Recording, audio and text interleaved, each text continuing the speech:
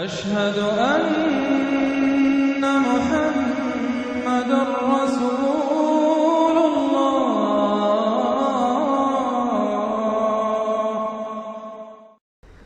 سورۃ القلم، اب یہ جو ہے سورہ ملک یہ منفرد ہے، جیسے سورہ قاف اس مجموعے میں منفرد تھی، باقی وہ 6 صورتیں جوڑوں کی شکل میں تھی۔ یہاں یہ کہ 3 سب گروپس آئیں گے، ایک منفرد 2 جوڑے، اب یہ جوڑے والی شکل ہے سورۃ القلم، اور پھر دوسری سورۃ الحاقہ۔ حاقہ میں آپ دیکھیں گے کہ انباء الرسل والی بات زیادہ نمایاں ہوگی، اور اس میں اس طرح کی کوئی بات نہیں۔ لیکن یہ سورہ نون اس اعتبار سے بہت اہم ہے کہ ابتدائی دعوت کا انداز جو محمد الرسول اللہ کا ہے وہ اس میں آیا ہے۔ اور ایک خیال یہ بھی رکھیے کہ اس کی پہلی 7 آیات کے بارے میں یہ خیال ہے بہت سے حضرات کا، جن میں میں بھی شامل ہوں، میں ان سے متفق ہوں، کہ یہ دوسری وحی ہے جو حضور پر ہوئی ہے۔ اس لیے کہ جو پہلا جب آپ نے آ کے بتایا مجھ پر وحی آئی ہے، فرشتہ آیا تھا، تو پہلا تاثر جو لوگوں کا تھا وہ یہی تھا کہ معلوم ہوتا کہ دماغی توازن ٹھیک نہیں رہا، یہاں کہیں کوئی جن آ گیا ہے، آصف آ گیا۔ وہ جنات سے واقف تھے، فرشتوں سے واقف ہی نہیں تھے، تو کوئی جن ہے، کوئی بدروح ہے، وہ آ کر ان پر سوار ہو گئی ہے۔ اچھے بھلے آدمی تھے، تو ایک ہمدردانہ انداز میں بھی کہا گیا، اور جو لوگ مخالفین تھے، ہر شخص کے ہوتے ہیں، انہوں نے اس کو ایک دوسرے انداز میں بھی بیان کیا۔ اس کا حضور پر فوری طور پر جو ہے، دیکھیے ابتدائی طور پر جب تجربہ ہوتا ہے تو اس کا صدمہ بہت شدید ہوتا ہے۔ یہی جو کل تک میرے قدموں میں اپنی نگاہیں بچھا رہے تھے، آج مجھے دیوانہ کہہ رہے ہیں، یہی لوگ، میں تو ان کی آنکھوں کا تارا تھا۔ تو صدمہ بھی شدید تھا۔ اس صدمے میں یہ آیتیں اتری ہیں حضور کی دلجوئی کے لیے۔ بسم اللہ الرحمن الرحیم، نون والقلم وما یسطرون۔ یہ آخری اور تیسری صورت ہے جو ایک حرف سے شروع ہوئی ہے، نون سے۔ سورہ قاف، سورہ صاد ہم پڑھ چکے ہیں۔ قسم ہے قلم کی اور جو کچھ یہ لکھتے ہیں، یعنی جو بھی انسان کا علمی ذخیرہ آج تک کا ہے وہ اس پر گواہ ہے۔ کس پر؟ ما انت بنعمت ربک بمجنون، کہ اے محمد آپ اپنے رب کے فضل و کرم سے مجنون نہیں۔ بھلا مجنون ایسے ہوتے جنہوں نے کہا جھک ماری، جنہوں نے کہا حماقت کا ثبوت دیا۔ ایسی پاک اور صاف زندگی، ایسی طہارت والی زندگی، پاکیزگی والی زندگی، ایسے بلند اخلاق، ما انت بنعمت ربک بمجنون، آپ ان لوگوں کے کہنے کا آپ اتنا اثر نہ لیجئے، آپ اپنے رب کے فضل و کرم سے کوئی مجنون نہیں ہے۔ وَإِنَّ لَكَ لَأَجْرًا غَيْرَ مَمْنُونٍ، اور یقیناً آپ کے لیے تو وہ اجر ہے کہ جو غیر منقطع ہے، جس کا سلسلہ کبھی ختم ہی نہیں ہوگا۔ وَإِنَّكَ لَعَلَىٰ خُلُقٍ عَظِيمٍ، اور آپ تو ہیں خلق عظیم کے اوپر فائز ہیں۔ معراج انسانیت پر تو حضور پہلے ہی فائز تھے۔ یہ تو معراج نبوت و رسالت ہے جو اب شروع ہو رہی ہے۔ معراج انسانیت پر تو محمد رسول اللہ اپنے اخلاق، اپنے کردار، اس کے اعتبار سے معراج انسانیت پر تو پہلے سے۔ انک لعلی خلق عظیم، بڑے اعلیٰ اخلاق اور بڑے اونچے کردار پر آپ ہیں۔ فستبصر ویبصرون، دیکھیے کیسے جیسے کہ کوئی بڑا چھوٹے کو سمجھاتا ہے۔ دیکھیے آپ ایسی فکر نہ کریں، ان قریب آپ بھی دیکھ لیں گے اور یہ بھی دیکھ لیں گے، بالکل کھل جائے گی بات۔ بِأَيِّكُمُ الْمَفْتُونُ، کہ آپ دونوں میں سے کون تھا کہ جو فتنے میں مبتلا ہو گیا تھا، محمد ابن عبداللہ ابن عبد المطلب، یا یہ جو کہہ رہے ہیں کہ یہ پاگل ہو گئے یا ان کو جنون کا عارضہ ہو گیا؟ کون بچل گیا تھا، کون فتنے میں آ گیا تھا؟ ان ربک هو اعلم بمن ضل عن سبیلہ، یقیناً تیرا رب خوب جانتا ہے کون اس کی راہ سے بھٹک گئے ہیں، وہو اعلم بالمہتدین، اور وہ ان کو بھی جانتا ہے جو ہدایت پر ہیں۔ اللہ آپ جو کچھ کر رہے ہیں اللہ دیکھ رہا ہے۔ یہ 7 آیات ہیں کہ جو بہت سے حضرات کے نزدیک دوسری وحی ہیں جو محمد رسول اللہ پر ہوئی ہے۔ اس کے بعد جو آ رہا ہے یہ ایک بہت اہم مضمون ہے۔ ظاہر بات ہے کہ شروع ہی کی اور وحی ہیں جو جوڑ دی گئی ہیں، یہاں پر 7 صورت بنائی گئی ہے۔ فَلَا تُطِعِ الْمُكَذِّبِينَ وَدُّوا لَوْ تُدْهِنُ فَيُدْهِنُونَ، اے نبی آپ ان جھٹلانے والوں کی باتوں پر دھیان نہ دیجیے گا، ان کے مشوروں کے پر توجہ نہ کیجیے گا، ان کی باتوں میں نہ آ جائیے گا۔ یہ تو چاہتے ہیں کہ ذرا سے آپ ڈھیلے پڑیں وہ بھی ڈھیلے پڑ جائیں۔ باطل جو ہے، باطل دوئی پسند ہے، حق لا شریک ہے۔ شرکت میں آنا ہے، حق و باطل نہ کر قبول۔ باطل تو ہمیشہ کمپرومائز کرنا چاہتا ہے حق کے ساتھ، بھائی کچھ میری مان لو، کچھ میں تمہاری مان لیتا ہوں۔ باطل ہمیشہ چاہے گا کمپرومائز کرے گا، شروع میں نگیٹ کرے گا، نفی کرے گا، پھر دیکھے گا یہ تو تگڑے ہیں، جمے ہوئے ہیں، پھر کمپرومائز کرے گا۔ لیکن اے نبی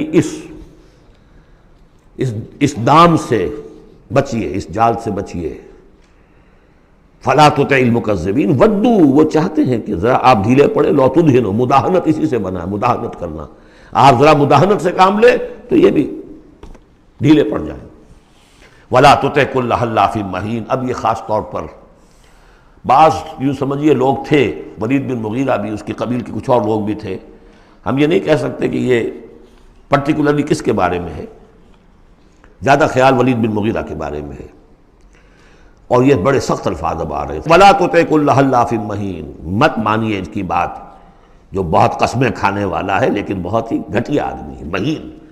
جو آدمی گھٹیا ہوتا ہے وہ در حقیقت پھر اپنی بات میں وزن پیدا کرتا ہے، اپنی شخصیت کی کا جو ہلکا پن ہے اس کو کمپنسیٹ کرتا ہے قسمیں کھا کھا کے۔ کل حلاف مہین، جو بہت قسمیں کھا کھا کر آپ کو اپنے خلوص کی اور اخلاص کی اور خیر خواہی کا یقین دلاتا ہے، لیکن وہ خود نہایت بے قدر انسان ہے۔ حماز مشاء بنمیم، رو در رو تانے بھی دیتا ہے اور چغلیاں کھاتا پھرتا ہے، چلتا رہتا ہے چغلیوں کے ساتھ۔ مناع للخیر معتد اثیم، خیر سے روکنے والا ہے، خود حد سے بڑھنے والا ہے، گناہ گار ہے۔ عتل بعد ذلک زنیم، اجڑ ہے، گوار ہے، اور یہ کہ اس کے بعد بدنام بھی ہے۔ یہ بھی تھا لوگوں کے اندر مشہور کہ وہ ولد الزنا ہے۔ ان کان ذا مال و بنین، صرف اس گھمنڈ کی بنیاد پر کہ ہم نے اسے مال بھی دے رکھا ہے، مالدار ہے اور بیٹوں والا ہے۔ بیٹے تو کیسے کیسے اللہ نے دیے تھے، خالد بن ولید اسی کا بیٹا ہے نا، سیف من سیوف اللہ، ولید بن مغیرہ۔ ان کان ذا مال و بنین اذا تتلی علیہ آیاتنا قال اساطیر الاولین، جب اسے ہماری آیات پڑھ کے سنائی جاتی ہے کہتا ہے یہ تو سب پرانی باتیں چلی آ رہی ہیں، ڈھکوسلے ہیں، یہ انہی کے قصے ہیں، پرانی نقلیں ہیں ان کی۔ سنسمہ علی الخرطوم، ہم اس کی سونڈ پر مہر لگائیں گے۔ ناک کوئی بہت بڑی ہوگی اس کی نمایاں پھکنا سی ہوگی تو سونڈ کا کہا گیا ہے۔ سنسمہ علی الخرطوم انا بلوناہم، اب یہ بڑی پیاری ایک تمثیل آ رہی ہے، تمثیل ہے یا واقعہ ہے۔ ایمان بالآخرہ کے لیے یہ بہت سہل، بہت عمدہ، بہت سلیس اور بہت عام فہم تمثیل ہے۔ انا بلوناہم کما بلونا اصحاب الجنہ، ہم نے انہیں آزمایا ہے، آپ پڑھ چکے ہیں نا، خلق الموت والحیات لیبلوکم ایکم احسن عملا۔ تو طرح طرح کے امتحان ہوتے ہیں، کسی کو غربت کا امتحان ہے، کسی کو دولت مندی کا امتحان ہے۔ ہم نے انہیں آزمایا جیسے کہ اصحاب الجنہ ایک باغ والوں کو آزمایا تھا۔ اذا اقسموا لیصرمنھا مصبحین، جبکہ انہوں نے قسم کھائی کہ صبح صبح ہم اس کا پھل اتار لیں گے۔ باغ تیار ہے، آموں کا باغ ہے یا جو بھی باغ ہے، بالکل فصل تیار ہے، بس اب دیر نہیں کرنی ہے، صبح صبح جائیں گے۔ ولا یستثنون، انہوں نے انشاءاللہ نہیں کہا، پکا ارادہ کر لیا، بس جائیں گے، ایک باغ ہے ہمارا، بہرا رہا ہے، پھلوں سے لدا ہوا ہے، ہم نے سارا سامان کر لیا، رسیاں وسیاں سیڑھیاں ویڑیاں جو چاہیے سب فراہم کر لیا، بس صبح صبح جائیں گے۔ اب ظاہر بات ہے کہ پھر جو غفلت کی وجہ سے ان کے کردار کا ایک نقشہ ہے وہ کیا ہے، فطاف علیہا طائف من ربک وہم نائمون، ابھی وہ سوئے ہوئے ہی تھے کہ اس باغ کے اوپر تیرے رب کی طرف سے ایک پھرنے والا پھر گیا، کوئی بگولہ آ گیا، ہوا کا کوئی آ گیا جس میں آگ تھی، فاحترقت، یہ ہم سورہ بقرہ میں پڑھ چکے ہیں، وہ سب جل کر راکھ ہو گیا۔ لیکن وہاں سب کچھ ہو چکا، انہیں پتہ نہیں، یہ اپنے گھروں سے چل رہے ہیں صبح ہی صبح۔ یہ ہے انسان کا معاملہ کہ کٹ چکا ہوتا ہے، پتا چاک ہو چکا ہوتا ہے، وہ اکڑ رہا ہوتا ہے ابھی۔ جسم کے اندر کینسر نے جڑیں جما لی ہیں اور اس کی کمر ابھی بھی اکڑی، وہ تو پتہ ہی نہیں کہ کینسر جو ہے جڑیں جما چکا ہے، وہ تو ابھی کبھی ڈائگنوز ہوگا تو کہیں گے کہ ارے یہ تو سب کا پورا جسم میں پھیل چکا ہے۔ یہ غفلت رہتی ہے انسان میں۔ وہاں باغ اجڑ چکا، ان کا حال کیا ہے، فاصبحت کالصریم، وہ باغ تو ایسا ہو گیا جیسے پھل ول اتر ہی گیا اس کا۔ فتنادوا مصبحین، اب صبح صبح انہوں نے ایک دوسرے کو آوازیں دی، پکارا، ان اغدوا علی حرثکم ان کنتم صارمین، ذرا جلدی سویرے چلو اپنے اس کھیت پر یا اپنے اس باغ پر اگر تم واقعتاً پھل توڑنا چاہتے ہو۔ فانطلقوا وهم يتخافتون، اب وہ چلے اور آپس میں چپکے چپکے یہ باتیں کر رہے تھے، اللہ يدخلنها اليوم علیکم مسکین، دیکھو آج کوئی مسکین قریب نہ آنے پائے۔ یہ کون ہوتے ہیں بدماش؟ محنت ہم نے کی، باغ کی حفاظت ہم نے کی، ہم نے یہاں پر سارے جو ہے جو پاپڑ بیلے، اور یہ آ جاتے ہیں کہ صاحب ہمارا بھی کوئی کچھ ہمیں بھی دیجئے، ہمیں بھی دیجئے۔ یہ ہے اب ان کا کردار کی پستی کا معاملہ۔ جب آخرت سے دور ہوں گے تو یہ کردار کی پستی آ جائے گی۔ شاید الگ صبح اسی لیے گئے کسی کو پتہ ہی نہ چلے۔ لا يدخلن اليوم علیکم مسکین، کوئی مسکین داخل نہ ہونے پائے. وغدوا علی حرد قادرین، یہ ہے تصویر لفظی، چلے بڑے کرتے ہوئے گویا کہ پوری طرح قادر ہیں، بس اب جائیں گے اور پھل اتار کے لے آئیں گے لپکتے ہوئے. فلما رأوها قالوا انا لضالون، جب دیکھا باغ کو کہ ہم تو کوئی بھٹک کر آ گئے ہیں، کوئی راستہ بھول گئے، کہاں آ گئے، یہ باغ تو ہمارا نہیں ہے. بل نحن محرومون، نہیں نہیں باغ تو وہی ہے، ہم محروم ہو گئے. قال اوسطهم الم اقل لكم لولا تسبحون، ان کے درمیانی کوئی ان میں سے تھا، کوئی نیک بھی ہوگا جس نے کہا دیکھو میں تم سے کہا نہیں کرتا تھا، تم اپنے رب کی تسبیح کیوں نہیں کرتے، اسے یاد کیوں نہیں کرتے، اس کا حق کیوں نہیں ادا کرتے. قالوا سبحان ربنا انا كنا ظالمین، ان کا واقعی آپ صحیح کہہ رہے ہیں، ہمارا رب پاک ہے، واقعی ہم ہی ظالم تھے. فاقبل بعضهم على بعض يتلاونون، اب وہ ایک دوسرے کو ملامت کرنے لگے، تم نے اصل میں ہمیں زیادہ غافل کیا، تم نے وہ روش اختیار کر لی تھی جسے ہم اور دور چلے گئے اللہ سے اور آخرت کی یاد سے. قالوا یا ویلنا انا كنا طاغین، آخر کہا ہائے ہماری شامت، ہم تو واقعتاً سب کے سب ہی اپنے حدود سے تجاوز کرنے والے تھے. عسى ربنا يبدلنا خيرا منها، امید ہے ہمارا رب اس سے بہتر ہمیں دے دے گا، اگلے سال پھر جو فصل آئے گی ہم باغ کے اوپر محنت کریں گے وہ دے دے گا. انا الى ربنا راغبون، اب ہم پورے، اب دیکھیں رغبہ الى ربنا راغبون، ہم راغب ہیں اپنے رب کی طرف، اب ہم توجہ کرتے ہیں، توبہ کرتے ہیں پوری طریقے سے، اب جو سارے حقوق اللہ کو ادا کریں گے. عسى ربنا يبدلنا خيرا منها انا الى ربنا راغبون، الہ کے ساتھ رغبت یہ ہے وَمَنْ يَرْغَبُ عَنْ مِلَّةِ إِبْرَاهِيمَ إِلَّا مَنْ سَفِهَ نَفْسَهُ، یہ ہم پہلے پارے میں پڑھائے تھے. لفظ ایک ہے رغبت، الہ کے معنی کچھ اور ہے اور ان کے معنی کچھ اور ہو جائے گا، بالکل برعکس. اب جو اصل جملہ آیا ہے یہ ہے جسے ہم جب کہانیاں پڑھتے تھے کہ یہ کہانی ہے، this is the moral lesson of this story. Moral lesson کیا ہے؟ کذالک العذاب ولعذاب الآخرۃ اکبر لو کانوا یعلمون، اس طرح آتا ہے عذاب، اور یہ تو بڑا چھوٹا سا عذاب ہے. دنیا میں محنتیں ضائع ہو گئی ایک سال کی، اگلے سال توقع ہے کہ شاید دوبارہ توبہ کر لو، رجوع کر لو اور اللہ کا بھی حق ادا کرو، اللہ پوری تمہیں فصل دے دے. آخرت کے عذاب وہ ہے بہت بڑا، ایک دفعہ جب آنکھ کھلی گل کی تو موسم تھا خزاں کا، اور پھر واپس لوٹنے کا کوئی امکان نہیں، پھر توبہ کی کوئی شکل نہیں. کذالک العذاب ولعذاب الآخرۃ اکبر لو کانوا یعلمون، کاش کہ انہیں معلوم ہو. ان للمتقین عند ربہم جنات النعیم، اس کے برعکس جو اب متقی بندے ہیں ان کے لیے ان کے رب کے پاس نعمت والے باغات ہیں.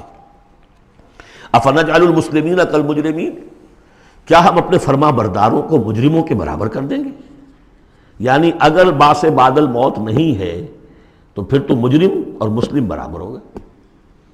ایک نظم شاید آپ نے بھی پڑھی ہو، ڈیتھ دی لیولر، موت تو آ کر سب کو برابر کر دیتی ہے. چاہے کوئی محل میں رہتا تھا بہت اور وہ بڑے گدیلے نرم مخملی، اور خواہ کوئی چٹائی کے اوپر یا ننگی زمین کے اوپر کہیں سوتا تھا اینٹ اپنے سر کے نیچے رکھ کر، موت کے بعد تو سب کا ایک ہی حشر ہے، ڈیتھ دی لیولر. لیکن ڈیتھ دی لیولر اگر اخلاقی لیول پر بھی ہو تو بڑا ظلم ہے.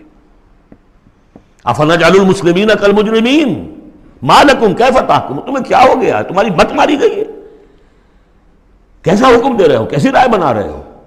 دنیا میں کوئی حکومت ہوتی ہے جو اپنے باغیوں کو اور وفاداروں کو برابر رکھے؟ افنجعل المسلمین کالمجرمین ما لکم کیف تحکمون ام لکم کتاب فیہ تدرسون، کیا تمہارے پاس کوئی کتاب ہے جس میں تم نے پڑھا ہو کہ کوئی آخرت و آخرت نہیں ہے؟ ان لکم فیہ لما تخیرون، کہ تمہیں آخرت میں وہ سب کچھ مل جائے گا جو تم پسند کرو گے. ام لکم ایمان علینا بالغہ، کیا تم نے ہم سے کوئی قسم لے رکھی ہے جو ہمارے اوپر پوری اترنے والی ہو الی یوم القیامہ، قیامت کے دن تک. ان لکم لما تحکمون، کہ تمہیں وہ سب کچھ مل جائے گا جو تم چاہو گے. سلہم ایہم بذالک زعیم، اے نبی ذرا ان سے پوچھئے کہ کون ہے کہ جو اس کی کا ذمہ لیتا ہو. ام لہم شرکاء، کیا ان کے کوئی شریک ہے جو وہاں بچا لیں گے؟ فلیاتوا بشرکائہم ان کانوا صادقین، تو لائیں اپنے شریکوں کے اگر سچے ہیں. یوم یکشف عن ساق ویدعون الی السجود، جس دن کے پنڈلی کھولی جائے گی. آیات متشابہات، کوئی شان ہے میدان حشر کا، کوئی مرحلہ ہے جس میں اللہ کی کوئی تجلی ہے خاص جو ظاہر کی جائے گی، اور وہ بھی ایک چھلنی ہے لگانے کے لیے. جو دنیا میں صاحب ایمان تھے، نمازیں پڑھتے تھے، سجدے کرتے تھے، وہ فوراً اس تجلی کو دیکھتے ہی سجدے میں گر جائیں گے، اور جو دنیا میں اکڑے رہتے تھے، ان کی گردنیں اکڑی رہتی تھی، سجدے نہیں کرتے تھے، وہ چاہیں گے سجدہ کرنا کر نہیں سکیں گے، چھلنی لگ جائے گی۔ اب وہ تجلی کون سی اللہ کی؟ یکشف عن ساق، اللہ کی پنڈلی کھولی جائے گی، واللہ عالم۔ وَيُدْعَوْنَ إِلَى السُّجُودِ، اور پکارا جائے گا سجدہ کرو اللہ کو، فَلَا يَسْتَطِيعُونَ، یہ سجدہ نہیں کر سکیں گے۔ خاشعۃ ابصارہم، ان کی نگاہیں زمین میں گڑی رہ جائیں گی۔ ترہقہم ذلہ، ان کے چہروں پر سیاہی پھیل جائے گی۔ وَقَدْ كَانُوا يُدْعَوْنَ إِلَى السُّجُودِ وَهُمْ سَالِمُونَ، ان کو پکارا جاتا تھا سجدہ کرنے کے لیے اللہ کے سامنے، جبکہ یہ ثابت و سالم تھے، صحیح تھے، اس وقت یہ سجدہ نہیں کرتے تھے۔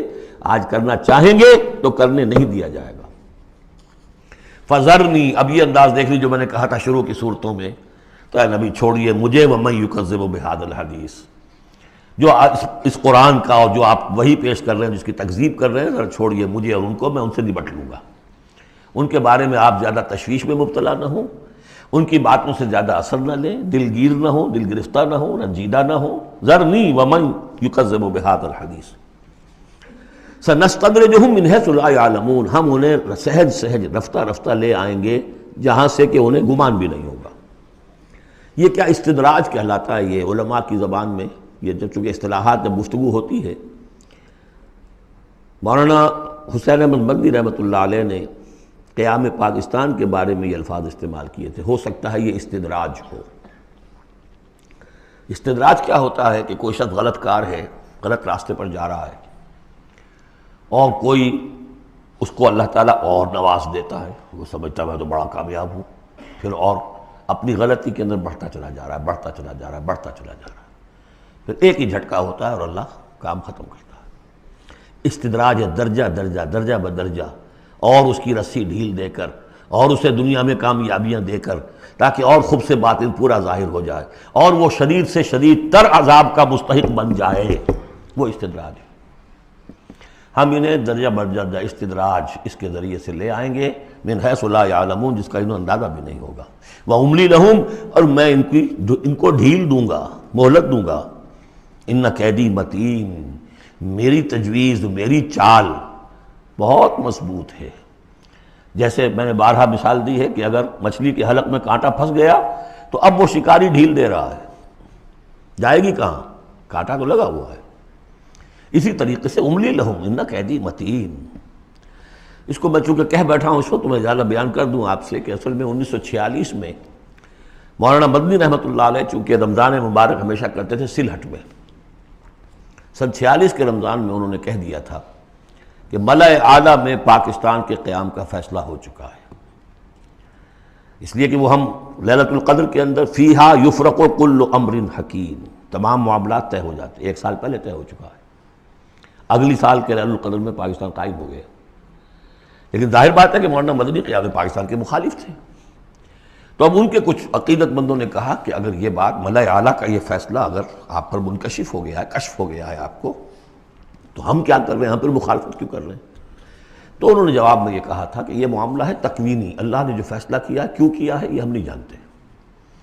ہمیں دیکھنا ہے دنیا میں اپنے معاملات کو اپنی عقل سے کام لے کر، ان السمع والبصر والفؤاد کل اولئک کان عنہ مسئولا، ہمیں یہ دیکھنا ہے کہ مسلمانان ہند کے لیے کون سی تجویز بہتر ہے، صحیح تر ہے، اور ہمیں اس پر عمل کرنا ہے۔ تکوینی معاملہ ہے، ہو سکتا استدراج ہو کہ مسلمانوں میں سے کچھ لوگوں نے جو غلط روش اختیار کی ہے، اللہ اور ڈھیل دے کر ان کے لیے کوئی بڑا عذاب لانے والا ہو۔ اور واقعہ یہ ہے کہ ایک بڑا عذاب ہم پر سن 71 میں آ گیا تھا، لیکن کچھ پتہ نہیں دوسرا عذاب اب سر پر آیا کھڑا ہو، لیکن اس کا سبب میرے نزدیک قیام پاکستان نہیں ہے، بلکہ اس کے بعد کا جو ہم نے طرز عمل اختیار کیا وہ ہے۔ تو یہ استدراج کے حوالے سے میں نے یہ وضاحت کر دی۔ ام تسألہم اجرا فہم من مغرم مثقلون، یہ سورہ طور میں یہ آیتیں جو کہ تو آ چکی ہیں۔ اے نبی کیا آپ ان سے کوئی اجرت طلب کی ہے؟ آپ نے بل تو نہیں بہت بڑا دے دیا ان کو کہ میں نے اتنی تمہیں جو تبلیغ کی ہے تو یہ میرا بل ہے؟ ام تسألہم اجرا فہم من مغرم مثقلون، کہ اس کے تاوان تلے دبے جا رہے ہیں یہ۔ ام عندہم الغیب فہم یکتبون، یا ان کے پاس غیب کا علم ہے جسے یہ لکھ رہے ہوں۔ فاصبر لحکم ربک، اے نبی صبر کیجئے، اور یہاں صبر کے بعد لام ہے، لحکم ربک، انتظار کیجئے اپنے رب کے حکم کا۔ اور یہاں نوٹ کر لیجئے آگے آ رہا ہے حضرت یونس علیہ السلام کا معاملہ۔ ان سے بس یہی خطا ہوئی تھی کہ اپنی قوم کے کفر اور مخالفت اور عناد سے غصے میں بھر کر، حمیت حق کا غصہ تھا، غیرت حق کا غصہ تھا، اللہ سے کوئی غصہ نہیں تھا معاذ اللہ۔ یہ کچھ مترجمین ادھر چلے گئے، اللہ سے ناراض ہو کر ذہب مغاضبا معاذ اللہ معاذ اللہ معاذ اللہ۔ ان کی بد کرداری اور ان کی مخالفت سے بد دل ہو کر غصے میں بھر کر چلے گئے، انتظار نہیں کیا اللہ کے حکم کا۔ فاصبر لحکم ربک، اپنے رب کے حکم کا انتظار کیجئے، ولا تکن کصاحب الحوت، اور دیکھیے آپ اس مچھلی والے کی طرح نہ ہو جائیے گا، اذ نادا وہو مکظوم، جبکہ اس نے پکارا جبکہ وہ اپنے غم کو اپنے اندر ہی اندر پی رہا تھا، صدمے کو، اور جبکہ وہ اس مچھلی کے پیٹ میں لا الہ الا انت سبحانک انی کنت من الظالمین، میں نے ظلم کیا، میں زیادتی پر ہوں، لولا ان تدارکہ نعمت من ربہ لنبذ بالعراء وہو مذموم، اگر اس کا ہاتھ نہ پکڑ لیا ہوتا، نہ سنبھال لیا ہوتا اسے اس کے رب کے ایک انعام اور احسان نے، تو وہ تو پھینک ہی دیا گیا تھا چٹیل زمین پر مذمت زدہ۔ اس کو میں چاہتا تھا کہ آپ کو بتا دوں کہ اصل میں یہ علاقہ جو ہے بال بک کا علاقہ، اور وہ اس سے اوپر جو یہ عراق اور جو شمالی علاقہ ہے، وہاں کہیں نینوا کا شہر ہے، وہاں یہ تھے۔ اور آج کل جو دجلہ اور فرات کا معاملہ ہے وہ تو چھوٹی ندیاں رہ گئی ہیں، اس وقت ہو سکتا ہے کہ وہ بہت بڑے دریا ہوں، اور وہاں سے وہ کشتی میں سوار ہو کر کہیں جا رہے تھے کہ کسی ویل مچھلی نے انہیں نگل لیا، اور یہ دریا گرتے ہیں اسی جو یہ گلف، پرشین گلف ہے یا گلف عربک گلف ہے، جو بھی آپ کہیں اسے، خلیج العربی یا پرشین گلف، اور وہاں سے ہو کر یہ مکران کے ساحل کے قریب تک وہ مچھلی لے آئی ہے، اور یہاں اس نے الٹ دیا اللہ کے حکم سے۔ تو وہ جو میں بتا چکا ہوں آپ کو احمد الدین مارہروی کے حوالے سے کہ ایگین یقطین کا درخت اللہ نے وہاں اگا دیا، وہ سارا کام وہ نعمت ہے، لولا ان تدارکہ نعمت من ربہ لنبذ بالعراء وہو مذموم فاجتباہ ربہ فجعلہ من الصالحین، تو اس کے رب نے پھر اس کو نواز دیا، پسند کر لیا، اور اسے پھر صالحین میں سے کر دیا۔ وہیں یکاد الذین کفروا، یہاں پر یہ نوٹ کر لیجئے کہ یونس ابن متی یہ جو ہے ان کے بارے میں حضور نے فرمایا مجھے ان پر بھی فضیلت مت دو، اور ہم جو ہیں وہ سارا جو ہے زور ہی اس پر صرف کر دیتے ہیں، وہ افضل ہیں، لیکن حاجت مشاطہ نہیں، صورت دل آرام را، ان کی کوئی ضرورت نہیں ہے، دنیا جانتی ہے، آج پوری دنیا مان رہی ہے۔ اگر مائیکل ہارٹ کہہ رہا ہے on top of the list a selection and gradation of the 100 most influential personalities of the world, human history, and putting Muhammad on top, تو جادو وہ جو چڑھ کر بولے گا خود بولے گا۔ إِن يَكَادُ الَّذِينَ كَفَرُوا لَيُزْلِقُونَكَ بِأَبْصَارِهِمْ لَمَّا سَمِعُوا الذِّكْرَ وَيَقُولُونَ إِنَّهُ لَمَجْنُونٌ۔ یہ سورت کا ابتدائی اور سورت کی انتہا یہاں پہ آ کر جڑ گئی ہے، اور یہ بھی سمجھ میں آ گیا نون سے کیوں شروع ہوا۔ یہ نون کہتے ہیں مچھلی کو، ذَنُّونِ الذَّهَبَ مُغَاضِبًا، مچھلی ہی کا معاملہ، حضرت مچھلی والے کی بات پر صورت ختم ہو رہی ہے، اور یہ لوگ تو تلے ہوئے اس پر ہے نبی صلی اللہ علیہ وسلم، لَيُزْلِقُونَكَ بِأَبْصَارِهِمْ کہ آپ کو وہ پھسلا دیں گے، آپ کے قدموں میں تزلزل پیدا کر دیں گے اپنی نگاہوں سے گھور کر۔ لما سمعوا الذکر، جب یہ سنتے ہیں، جب آپ اللہ کا کلام انہیں سناتے ہیں تو ایسے گھورتے ہیں۔ اور یہ بھی آتا ہے کہ اس کے لیے باقاعدہ انہوں نے یہ عاملین جو ہوتے ہیں، جو اپنی وہ جو قوت ارادی کو مجتمع کر لیتے ہیں اپنی آنکھوں میں، مشق کرتے ہیں، اس کی ایکسرسائزز ہیں کہ پھر وہ کسی کو دیکھتے ہیں تو وہ آنکھوں کی تاب نہیں لا سکتا، ان کے کوئی شخص آنکھیں چار نہیں کر سکتا ان سے، تو ان کو بھی بلا کر جو ہے باقاعدہ حضور کے اوپر ان کی یہ جو ہے وہ کوشش کی گئی کہ اسی کے ذریعے سے حضور، اصل بات تو یہ تھی کہ حضور کی جو قوت ارادی ہے اسے کسی طرح کل کر دیا جائے کہ وہ چھوڑ بیٹھے اس کام کو، بس اس کے لیے سارے حربے انہوں نے آزمائے۔ وَإِن يَكَادُ الَّذِينَ كَفَرُوا لَيُزْلِقُونَكَ بِأَبْصَارِهِمْ لَمَّا سَمِعُوا الذِّكْرَ وَيَقُولُونَ إِنَّهُ لَمَجْنُونٌ وَمَا هُوَ إِلَّا ذِكْرٌ لِّلْعَالَمِينَ، اور نہیں ہے وہ، ہوا قرآن کے لیے بھی اور حضور کے لیے بھی، یہ تو ایک نصیحت ہے، یاد دہانی ہے۔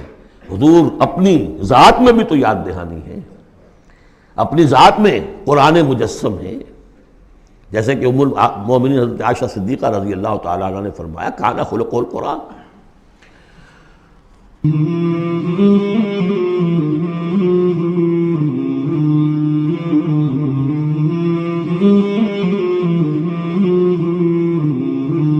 مولانا